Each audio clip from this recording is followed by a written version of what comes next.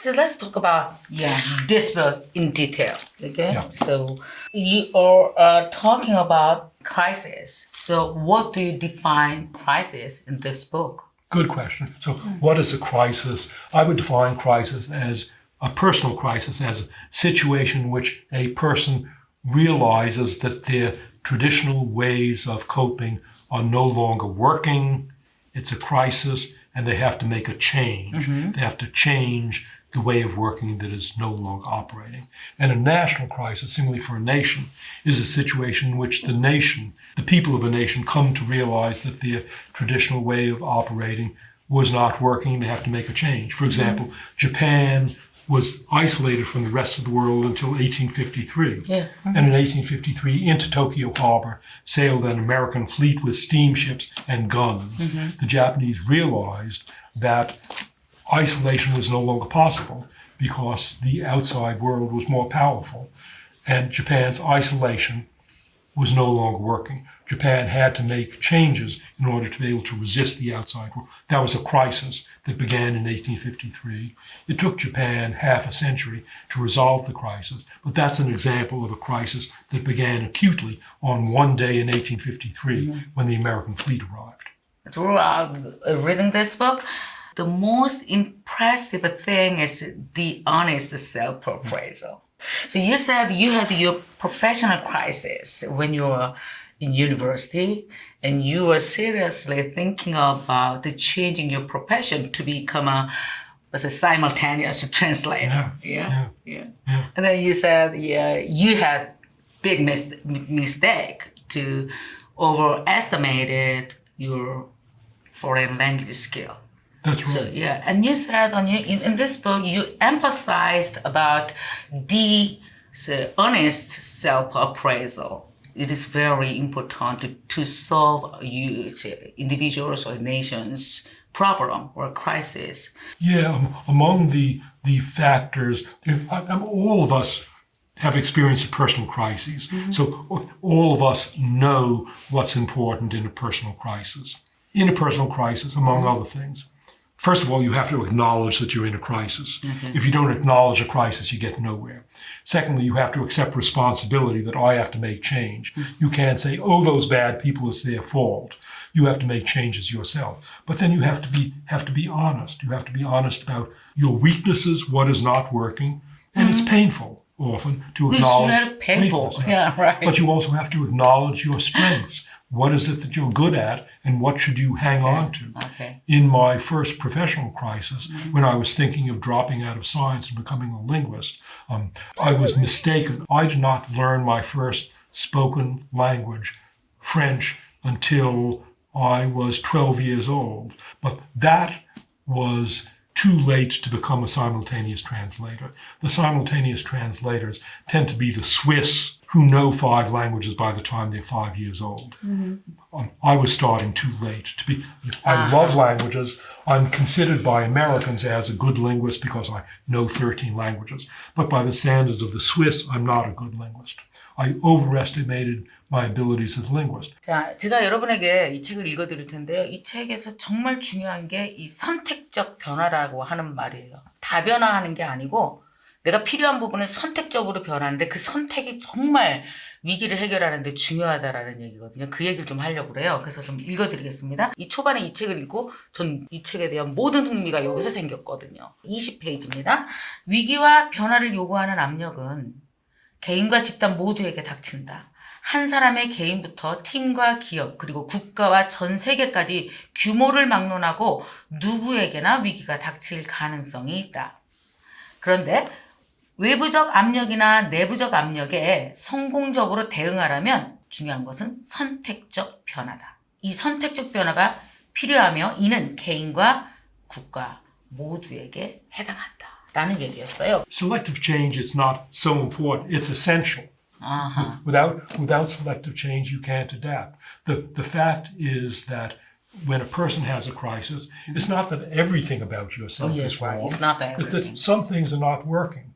So suppose you decide to make a selective change and become an international motivational speaker.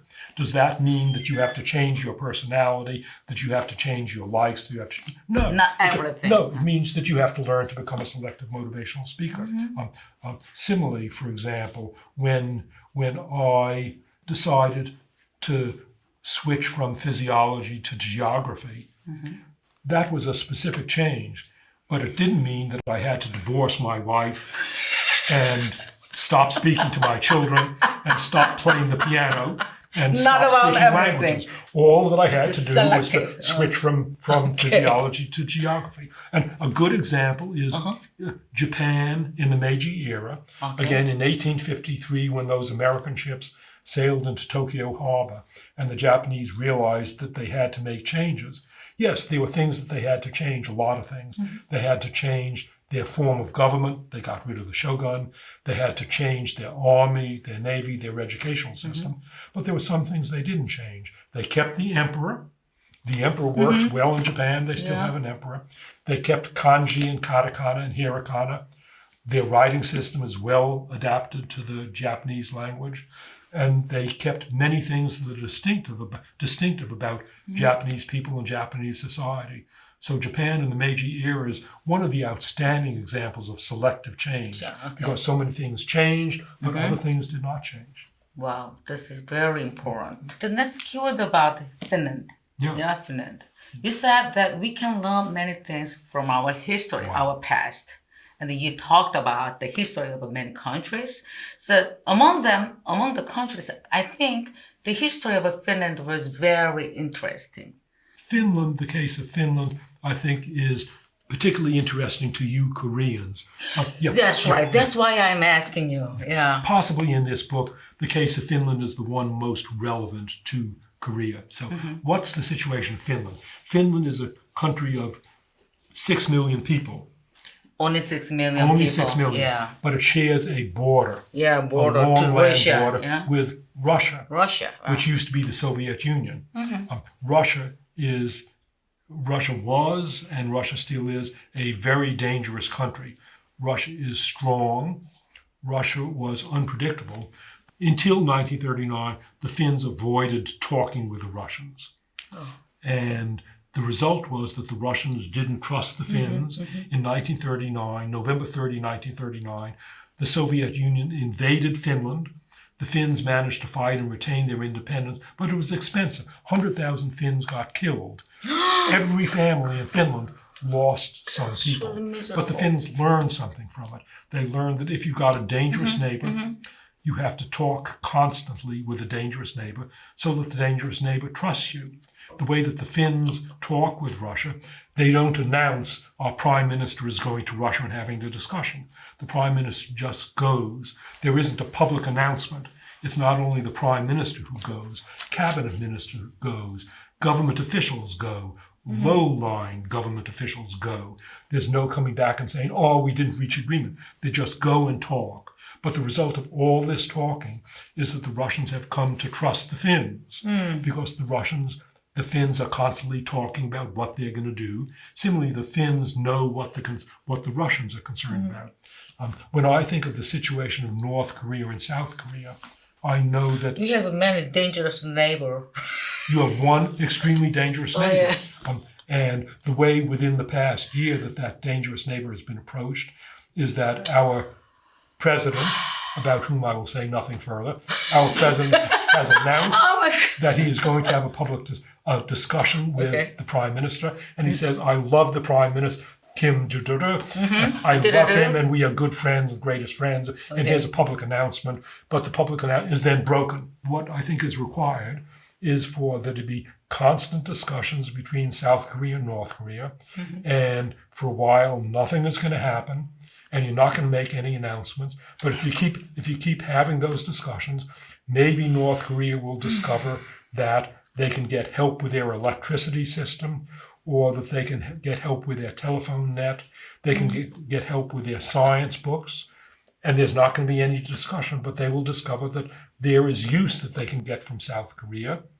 And also they will discover that they understand what South Korea wants to do. Maybe with time, some trust would be built up and they would not be so threatening because they would discover that they can get value from you, and they can discover that they don't face threats from you. That's why I think that Finland might be a model for South Korea in dealing with your dangerous neighbor, just as Finland succeeded in dealing with their dangerous neighbor, Russia. So you think we have great potential, no? In Korea?